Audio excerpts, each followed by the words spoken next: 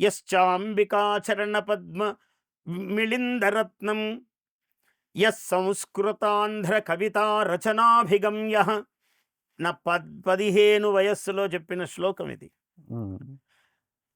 Yes సంస్కృతాంధ్ర కవితా రచనాభిగమ్య యశ్చాంబికాచరణ పద్మ మిళిందరత్నం యోయః ఫణీ రసవధాన విధాన దక్ష సోయం కృతీ భజతి బుద్ధిమతాం పదాబ్జం. ఏ నాగఫణి అయితే సంస్కృతాంధ్ర కవితా రచనా ధురంధరుడో అభిగమ్యుడో దాని చేత రమణీయమైన వాడో అందరి దగ్గరకు వచ్చి చేరుతారు కవిత్వం కోసం. యశ్చ అంబికా చరణ పద్మ మిళిందరత్నం, అమ్మవారి యొక్క చరణ సరోజములపై వాలే తుమ్మెదను నేను.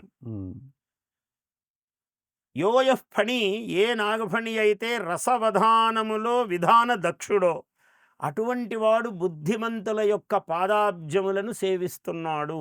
అక్కడ కొలికి పూస. అలా లేను, అక్కడి నుంచి దిగాను కిందికి.